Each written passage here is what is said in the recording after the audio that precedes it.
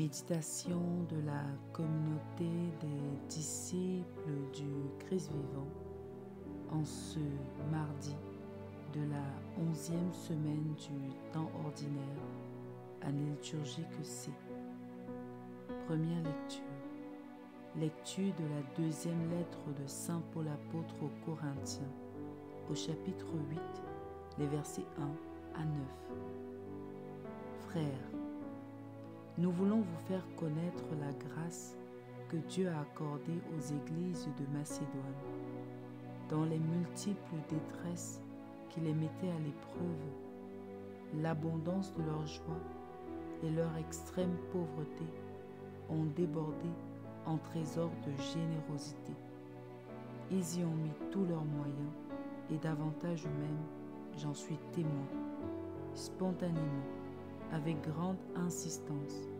Ils nous ont demandé, comme une grâce, de pouvoir s'unir à nous pour aider les fidèles de Jérusalem.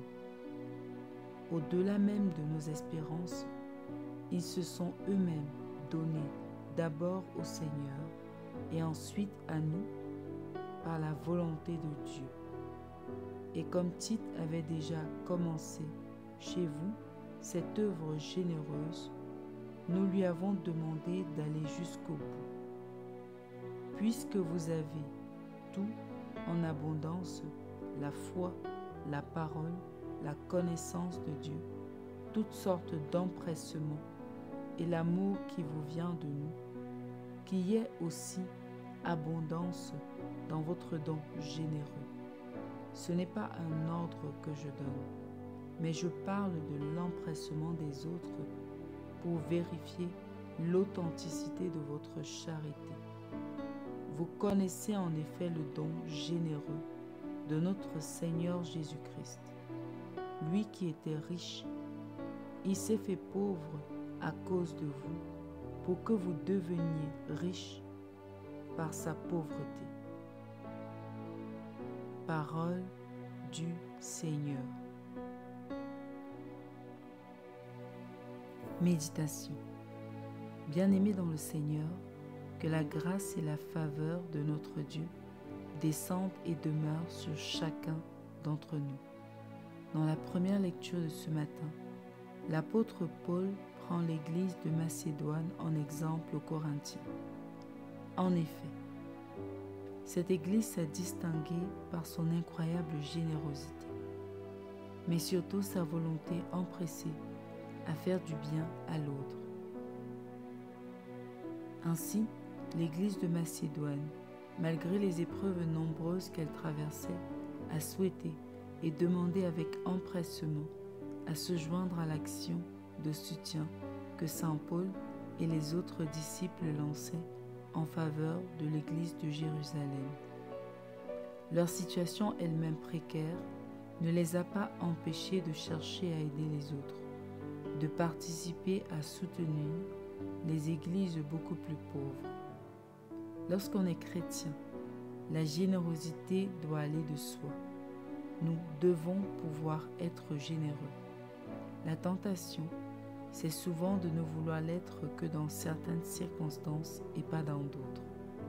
Pourtant, le Seigneur nous invite, comme avec l'église de Corinthe, à faire beaucoup avec le peu que nous avons maintenant. La pauvreté n'est jamais une excuse pour ne pas donner. Le Christ lui-même s'est fait pauvre afin que nous soyons riches. On n'est jamais si pauvre que l'on n'a rien à donner. Le risque souvent est de rester centré sur nous-mêmes, au lieu de nous ouvrir aux autres, de chercher à nous rendre utiles pour l'autre. L'amour chrétien ne se vit qu'en rapport à l'autre, que dans le don de soi pour l'autre. Le chrétien qui n'est pas généreux n'a pas encore commencé à être chrétien. Nous devons être généreux avec empressement et beaucoup de volonté. L'initiative de donner doit venir de nous, sans que nous ayons besoin des incitations des autres, des flatteries et de la manipulation affective pour donner aux pauvres.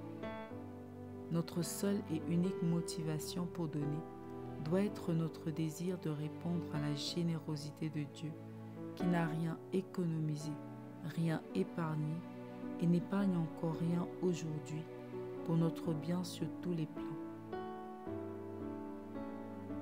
Alors même dans la détresse, notre cœur doit toujours être ouvert. La question n'est pas « est-ce que je peux aider ?», mais plutôt « comment puis-je aider l'autre ?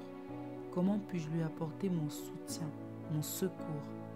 C'est dans cette ouverture du cœur, cette âpreté, cette disponibilité à la générosité que Dieu nous rejoint et demeure avec nous. Revenons donc en nous-mêmes. Avons-nous tendance à nous dérober des dons lorsque nous avons l'impression de manquer? Donnons-nous de notre subsistance, parfois au point de manquer ou uniquement notre superficiel? Que faisons-nous pour soutenir les pauvres, les communautés chrétiennes vulnérables? Prions. Père d'amour, donne-nous d'être toujours volontaires et empressés de donner aux plus démunis. Que notre propre pauvreté ne soit pas une excuse pour nous dérober du don aux autres. Intercession. Nous te prions, Seigneur, pour les personnes qui souffrent de la famine dans le monde.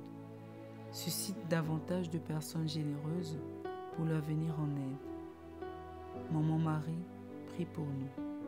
Exercice spirituel. Faisons aujourd'hui un don pour des personnes démunies dans notre entourage.